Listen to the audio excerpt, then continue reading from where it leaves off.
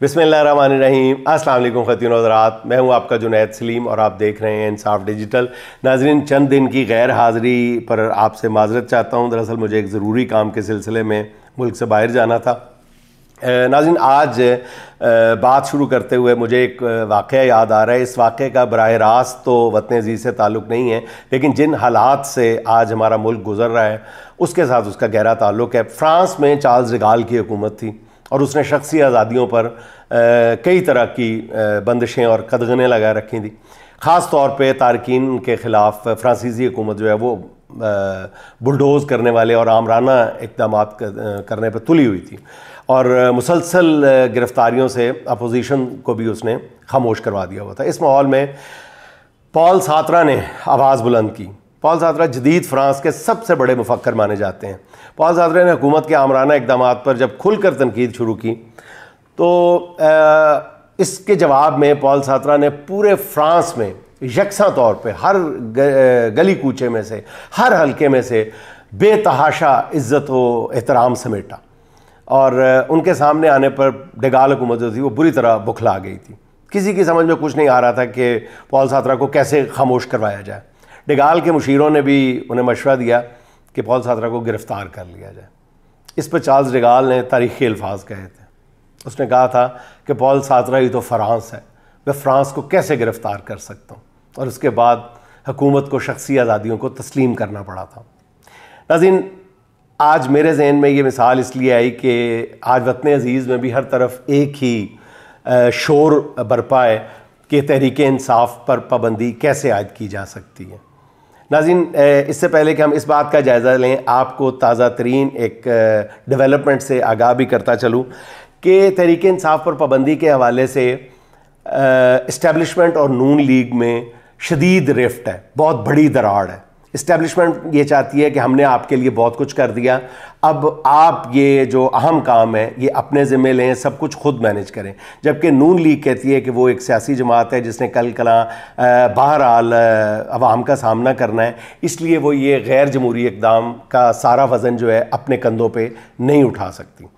और इसके जवाब में भी बहुत कुछ कहा जा रहा है, लेकिन इस्टेब्लिशमेंट जो है वो तमाम तर सब कुछ करने के बाद भी नून लीग को हर वक्त राज़ी करने पर अब वो उसको मुश्किलात पेश आ रही हैं।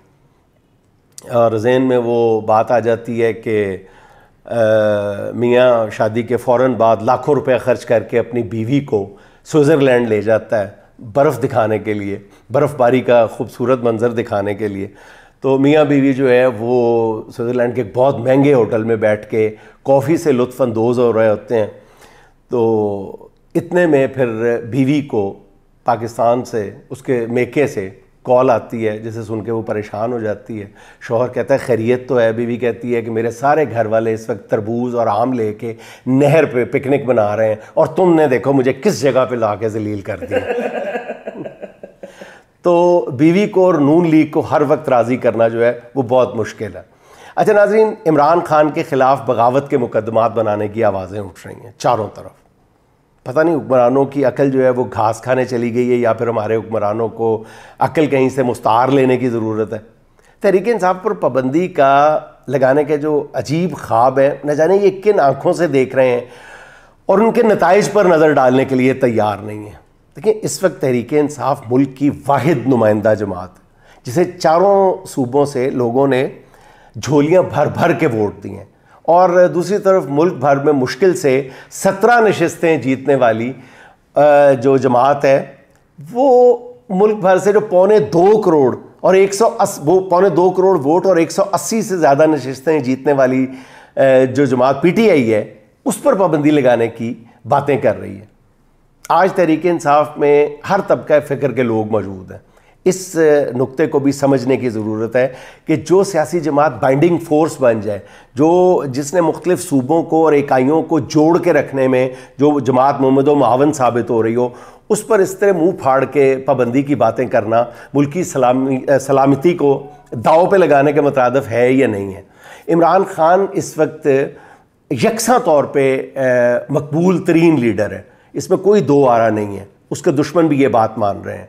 इसमें उसके चाहने वालों में राइट विंग से ताल्लुक़ रखने वाले लोग भी हैं, लिबरल्स भी हैं, उसके हामियों में सनतकार भी हैं, मज़दूर भी हैं, उसके चाहने वालों में पौश इलाकों से ताल्लुक़ रखने वाले भी हैं, और झुग्गी नशीनों की भी एक बड़ी तादाद है, नौजवानों की भी ये दिलों की धड़कन है, और बड़े बूढ़े भी इसके गर्विदा हैं, ख़वातीन की भी अव्वलीन पसंद है, और मर्द भी इसके नारे लगाते हुए नहीं थक रहे। इन हालात में तहरीक इंसाफ पर पाबंदी मेरा ख्याल में एक जमात पर पाबंदी नहीं है, बल्कि पूरे मुल्क पर पाबंदी है। PTI पर पाबंदी दरअसल पूरी कौम को जंजीरों में जकड़ने के मुतरादिफ है। अब सवाल ये पैदा होता है कि क्या हुकूमत अपनी एक ख्वाहिश पूरी कर सकेगी? तो इसका जवाब ये है कि इतनी आसानी से नहीं। कानून के मुताबिक किसी भी जमात पर पाबंदी के लिए पहले काबीना से ऑब्वियसली मंजूरी ली जाती है, वो तो ज़ाहिर है आसानी से ले ली जाएगी। उसके बाद फिर अगला मरला ज़रा मुश्किल है, यानी हुकूमत को तहरीक इंसाफ पर रेफरेंस बनाकर सुप्रीम कोर्ट में भेजना होगा, और उस पर 15 रोज़ में सुप्रीम कोर्ट समाअत करेगी। वहाँ हुकूमत को ऐसे नाकाबिले तरदीद शवाहिद पेश करना होंगे जिस पर यानी जिस जमात पर पाबंदी लगाई जा रही है उसके ख़िलाफ़ वो सबूत पेश करना होंगे कि क्यों पाबंदी लगाई जा रही है। बस यही इल्ज़ाम का सोच के हुक्मरानों का पित्ता पानी हो जाता है। अभी 2 हफ्ते पहले सुप्रीम कोर्ट का फुल बेंच तहरीक इंसाफ को एक जमात डिक्लेयर कर चुका है, और इस मामले पर इलेक्शन कमीशन के मौक़िफ़ को बिल्कुल वो आउटराइटली मुस्तरद कर चुकी है। फिर अब 2 हफ्ते बाद सुप्रीम कोर्ट में ये बात साबित करना कि जी इन 2 हफ्तों में तहरीक इंसाफ ने ऐसा कौन सा आइन तोड़ दिया है जिसे हुकूमत अदालत में साबित करना चाहती है, मुश्किल काम है, बहुत मुश्किल, बल्कि तकरीबन नामुमकिन काम। और हुकूमत की हालत तो ये है कि 1 साल से ज़्यादा अरसे में गुजर गया है, 9 मई के मुकदमात में चालान ही पेश नहीं कर सकी। जिन मुकदमात में चालान पेश भी किया गया है वो मुकदमात अदालतों ने हुकूमत के मुँह पे दे मारे हैं। और आखिरी सवाल फिर ये पैदा होता है कि क्या तहरीक इंसाफ पर पाबंदी लगाने से हुकूमत कोई मकसद हासिल कर पाएगी? तो उसका जवाब ये है कि हुज़ूर वाला माजी में तो आज तक ऐसा मुमकिन नहीं हो सका। ये बातें करते करते मुख्तलिफ़ चैनल्स पे आप देख रहे होंगे कि कम व बेश हर सियासी जमात ये कह रही है कि जो जमात अवाम के घरों अवाम के दिलों में घर कर जाए उस पर पाबंदी लगाना जो है मसले का हल नहीं हुआ करता। आप देखें ना कि जिन जमातों पर भी कभी पाबंदी लगाई हुई है, क्या उन्हें कभी ख़त्म करने में कामयाबी मिली है? भुट्टो ने नेशनल अवामी पार्टी पर पाबंदी लगाई थी और वो फिर रातों रात अवामी नेशनल पार्टी बन गई और आज भी ज़िंदा है, ठीक है। और कोई पाबंदी इस जमात को ख़त्म नहीं कर सकी। इस जमात की मकबूलियत जो है वो उस वक्त कम हुई थी जब वो अवाम के दिलों से उतरी थी। तो अभी आप देख लें कि वहाँ पे KP में एक नशिस्त पे जिस तरह उसने ज़िमनी इंतखाब में कामयाबी हासिल की है तो वो हैरत अंगेज़ है। ANP तो बहरहाल एक सूबे की जमात थी और उसके कुछ अजला में मकबूल थी। PTI की मकबूलियत तो हमागीर है, पूरे मुल्क में फैली हुई है। तो जब ये पाबंदियाँ ANP का कुछ नहीं बिगाड़ सकी तो फिर तहरीक इंसाफ जैसी मुल्क गीर और मोस्ट पॉपुलर पार्टी का क्या बिगाड़ लेगी? तो समझ में नहीं आता कि इससे मकसद क्या हासिल करना मकसूद है। तो अगर हुकूमत इस तरफ जाती है और मेरा ख्याल है कि वो अपने बिगड़े हुए चेहरे को मज़ीद बिगाड़ लेगी, क्योंकि नाज़रीन कोई माने या ना माने, इमरान खान इस वक्त पूरी कौम की रगों में लहू बन के दौड़ रहा है। कोई पाबंदी, कोई इल्ज़ाम, कोई मुकदमा अडयाला जेल के कैदी की मकबूलियत में अल्टीमेटली इजाफा ही करेगा।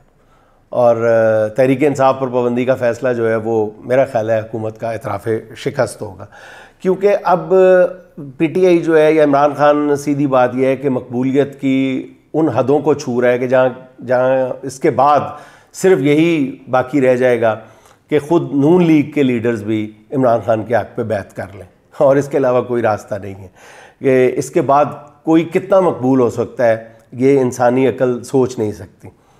और नाज़रीन नून लीग इस वक्त बहुत मुश्किल में है और बहुत बड़ी मुश्किल में, मुश्किलात के समंदर में गौते जो हैं वो खा रही है और हाथ पाँव मार रही है सतह आप पर आने के लिए।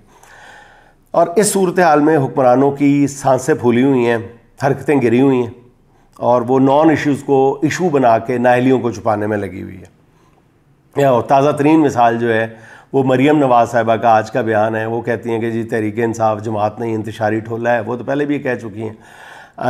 आज उन्होंने ये भी फरमा दिया है कि ज़मान पार्क जो है वो दहशत गर्दों का तरबियती हेडक्वार्टर बना रहा, यानी पाबंदी लगाने के लिए जो इल्ज़ाम तराश रही हैं। मतलब नून लीगी कायदीन और हुक्मरान जब इस तरह की बातें करते हैं तो उन पर गुस्सा नहीं आता, तरस आता है, रहम आता है। वो मोहतरमा जिसे इंतशारी टोला कह रही हैं, वो ऑब्वियसली उनको ख़ुद भी पता है कि इस वक्त मुल्क की मकबूल तरीन जमात है, और आपकी भी इस तरह की जो हरकतें हैं, हरकतों ने और हसद ने आपकी जमात को सिर्फ 17 सीटों की जमात बना के रख दिया। वैसे मेरी पर्सनल इन्फॉर्मेशन तो ये है कि नून लीग 17 सीटों पे भी कामयाब नहीं थी।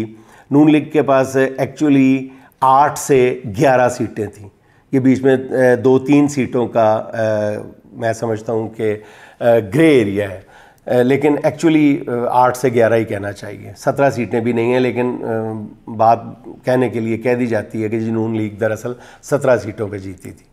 अब तहरीक इंसाफ को इंतशारी टोला कहने से पहले ज़रा आप अपनी अदाओं पे गौर कर लें। पूरी कौम जानती है कि आप अपने जलसों में सलामती के इदारों के ख़िलाफ़ नारे लगवाती रही हैं। यूट्यूब मौजूद है, जदीद तरीन टेक्नोलॉजी मौजूद है लोगों के पास, आप कुछ भी कर लें, आप अपनी उन हरकतों को, उन तकारीर को, उन बयानात को रब नहीं कर सकती आवाम की मेमोरीज से। आप जजेस की तस्वीर उठाकर उन्हें निशान इबरत बनाने की बातें करती रही हैं, और सवाल ये पैदा होता है कि आप ऐसा क्यों ना करती, क्योंकि आप उसी बाप की बेटी हैं जिन्होंने अपने दौरे हुकूमत में सुप्रीम कोर्ट पर हमला कर दिया था, जब जजेस की अदालतों से भागकर जान बचाना पड़ी थी। एक बार फिर आप अदालतों से महाजराई के मंसूबे बना रही हैं, सुप्रीम कोर्ट के वाज़े फ़ैसले को आप मानने के लिए तैयार नहीं हैं, और जजेस को आनी हाथों से निमटने की धमकियां दे रही हैं। इंतशारी टोला आप तहरीक इंसाफ को करार दे रही हैं। मरीम नवाज साहबा, आप अवामी अदालत में खड़ी हैं, और इस अदालत ने फ़ैसला उनके हक़ में कर दिया है जिन्हें आप इंतशारी टोला करार दे रही हैं। मरीम साहबा, मुल्क का सबसे बड़ा सूबा आपके हवाले किया हुआ है, जहां आम आदमी महंगाई के हाथों रोज़ जी रहा है, रोज़ मर रहा है। आप आवाम के ज़ख्मों पर मरहम रखने की कोशिश करें, वो आप बिल्कुल नहीं कर रही। आपने तो वादा किया था कि आप हर घर को 200 यूनिट बिजली फ्री मिला करेगी, फराहम करेंगी। कहाँ गया आपका वो वादा? आप अपने वादे पूरे करें। आपकी हुकूमत में आज ताज़ा तरीन इतलात के मुताबिक चिकन जो है वो 600 रुपये से ऊपर चला गया। अब इस पर किसको सूरत हाल का ज़िम्मेदार करार दिया जाए? आप शायद ये हरबा आजमाने की कोशिश कर रही हैं कि आप अपनी परेशानी और डिप्रेशन जो है वो आवाम को मुंतकिल करके अपनी परेशानी और डिप्रेशन की शिद्दत में कमी लाना चाहती हैं। ऐसा इतना आसान नहीं है। वो मुझे एक बंदे की बात याद आ जाती है, जिसे डॉक्टर कहता है कि यार वो तुम्हारे डिप्रेशन का क्या बना? तो वो कहता है जी अब मैं डिप्रेशन से निजात के लिए मस्जिद जाता हूँ। तो डॉक्टर कहता है कि हाँ ये बहुत अच्छी चीज़ है, नमाज से डिप्रेशन में कमी वाक़ होती है। तो वो कहते हैं जी मैं नमाज़ पढ़ने के लिए मस्जिद नहीं जाता। तो डॉक्टर कहता है फिर क्या करने जाते हो? कहते हैं जी मस्जिद के बाहर नमाजियों की जूतियों को मैं आपस में मिक्स कर देता हूँ।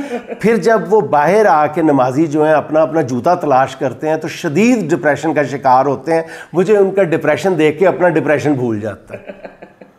तो बीबी, आप भी अपना डिप्रेशन दूर करने के लिए अवाम की जूतियाँ मिक्स ना करें, बल्कि मेरा ख़्याल है कि अवाम के लिए कोई ठोस अगर आप काम कर सकती हैं तो वो कर गुजरें। आपके पास वक्त बहुत थोड़ा है। आप पुराने मंसूबों पे अपनी तख्तियाँ लगा कर अपना गम गलत करने की कोशिश ना करें। बहुत अच्छी तरह आपको एहसास है कि आपके पास वक्त बहुत कम है, और आप सिर्फ उन थोड़े से दिनों में अपने जाने का गम गलत करने की कोशिशों में मसरूफ़ है। बाकी रहा इंतशारी टोले वाला मामला, कौन इंतशारी टोला है और दहशत गर्दों का हेडक्वार्टर कहाँ है, अवाम खुद देख लेंगे। इनको इस मसले को अवाम पे छोड़ दिया जाए। अच्छा नाज़रीन, आज वज़ीर दाखिला मोहसिन नकवी साहब की एक ख़बर सामने आई है कि मतलब अजीब बेचैन रूह हैं वो भी, या फिर हर वक्त उन पर अथॉरिटी इस्तेमाल करने की धुन सवार रहती है। इस्लामाबाद में बारिश हुई, मोहसिन नकवी साहब ने शायद उनके अंदर शहबाज शरीफ साहब की रूह हलूल कर गई कि उन्होंने सड़कों पे खड़े पानी, इस्लामाबाद में सड़कों पे खड़ा पानी का नोटिस लेना ज़रूरी समझा। वज़ीर दाखिला है मोहसिन नकवी साहब, अंदाज़ा करें। और उन्होंने अपने तमाम काम छोड़ के CDO काम को फ़ोन किया और उनसे पानी के निकास से मुतालिक रिपोर्ट मांग ली। मैं हैरान हूँ कि नकवी साहब के पास इतना फ़ारग वक्त कहाँ से आ जाता है कि वो मुल्क बदअमनी की आग में जल रहा है और वज़ीर दाखिला के पास इतना टाइम है कि वो सड़कों पर खड़े पानी और उसके निकास पे भी अपने सींग फंसाने के लिए तैयार नज़र आते हैं। हजूर, आपके सर पे पहली बड़ी टोपियाँ हैं, आप वज़ीर दाखिला भी हैं, चेयरमैन PCB भी हैं, सब कुछ हैं, इस निज़ाम के खालिक भी हैं, करता धरता भी हैं। खुदारा आप गलियों नालियों से निकलें, अपने आप को ऊपर उठाएं और अपना असली काम करें। वर्ल्ड कप में कौमी टीम की बदतरीन शिकस्त पे भी आपने ये कह के दामन छुड़ा लिया था कि जी मैं एक बड़ी सर्जरी करूँगा। पता नहीं कहाँ रह गई आपकी वो सर्जरी। कौम को बताएं ना कि आप सर्जरी करके कब ऑपरेशन थिएटर से बाहर आए हैं, ये तो आपने नहीं बताया। अब आप इस्लामाबाद के पानी पर अपना वक्त ज़ाया करना चाहते हैं। नकवी साहब, मेरी यही इस्तदा है कि आप अपना काम करें। ये पानी के निकास का जो मामला है इसको CDA पे छोड़ दें। वो पहले भी ये काम जितना करते थे उतना ही दोबारा कर लेंगे। पता नहीं ऐसी फुर्तियाँ आप क्यों दिखाना चाहते हैं। शायद आप मरीम नवाज साहबा के लिए कोई चैलेंज खड़ा करना चाहते हैं या उनको बेचैनी का शिकार करना चाहते हैं, मैं नहीं जानता। अच्छा, मोहसिन नकवी साहब की बात हो रही थी तो कुछ ज़िक्र हो जाए आज वज़ारत दाखिला का भी, जिन्होंने कहा है कि वो सोशल मीडिया को कंट्रोल करने के लिए फ़ायर वॉल ख़रीदी जा रही है और ये जो मुल्क में मुख्तलिफ़ सोशल मीडिया सर्विसेज जो हैं ये बंद हैं। दरअसल ये एक तजर्बा किया जा रहा है। तो मैं सिर्फ यही अर्ज़ करना चाहता हूँ वज़ारत दाखिला से भी और PTA के हुकाम से भी कि हुजूर वाला आप सच बोल दें अवाम से। बच्चा बच्चा जानता है कि आपके लिए फ़ायर वॉल लगाना आसान नहीं है। फ़ायर वॉल ये जो आज आपने बयान दिया है, ये दरअसल बयान आपने मामले की वजाहत के लिए नहीं दिया, ये आपने आवाम को मज़ीद डराने के लिए किया कि आवाम ये बात इस पे यकीन कर ले कि आप लोगों के मोबाइलों के अंदर घुस चुके हैं और उनकी एक एक जो मैसेज है, उनकी एक एक जो पोस्ट है, वो आप उन पर गिरफ्त हासिल करने में कामयाब हो चुके हैं। मेरा ख़्याल है कि इस जदीद दौर में लोगों को पता है कि ये आपके लिए इतना आसान नहीं है। हाँ, आप ये ज़रूर कर सकते हैं कि PTI के सोशल मीडिया सेल को लपेट लें, उनको गिरफ़्तार कर लें, लेकिन जिस चीज़ का आप दावा करने की कोशिश कर रहे हैं, आवाम को जो बावर करवाने की कोशिश कर रहे हैं, वो इतना आसान नहीं है। मतलब ये बात बताने वाली है कि आप जम ख़रीदें फायर वॉल। जब चंद चढ़ेगा ना आपकी फायर वॉल का, तो फिर कुल आलम देखेगा। आप जो करना चाहते हैं कर गुजरें। ये बिल्कुल ऐसे ही है जैसे अक्सर जगहों पे मतलब बड़े बड़े हरूफ में ये लिखा होता है कि ख़बरदार कैमरे की आंख आपको देख रही है। जैसे ये जुमला जगह जगह लिखकर जराइम कंट्रोल करने की कोशिश की जाती है, बिल्कुल वैसे ही वज़ारत दाखिला सिर्फ यही पैगाम पहुँचा कर लोगों को डराने के लिए ये अपना मौक़िफ़ जो है इस्तेमाल कर रही है कि वो फायर वॉल ख़रीद रही है।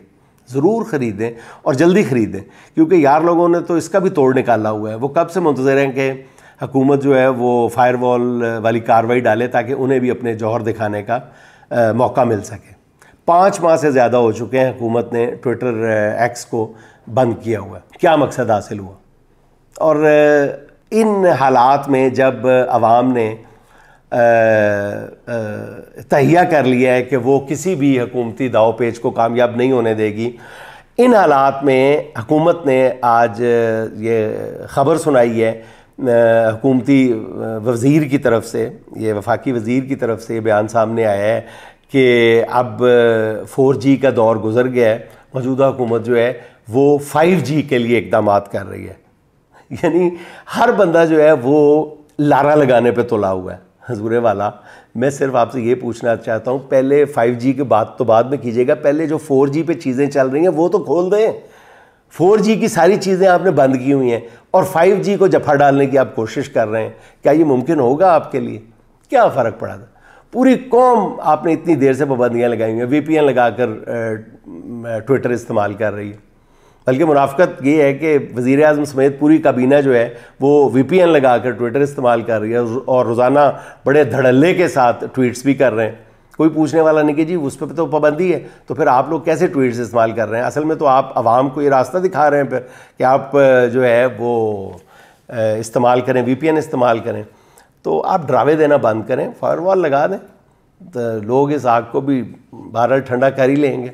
नाज़रीन, इसके साथ ही आज की आखिरी बात अशार की शक्ल में, न दबी दबी सी मोहब्बतें न ढकी छुपी अब अदावतें, न दबी दबी सी मोहब्बतें न ढकी छुपी अब अदावतें, न रोगे जहाँ पे ये कबाहतें, मैं थक गया हूँ झूठ से, मैं थक गया हूँ झूठ से, मुझे चाहिए अब सच यहाँ, गर रंजिशें तो रंजिशें, गर चाहते हैं तो चाहते हैं, बहुत गर चाहते हैं तो चाहते हैं। नाज़रीन, खुश रहें, खुश रखें। आपसे मुलाकात होगी इंशाअल्लाह अगले व्लॉग में। अल्लाह हाफ़िज़।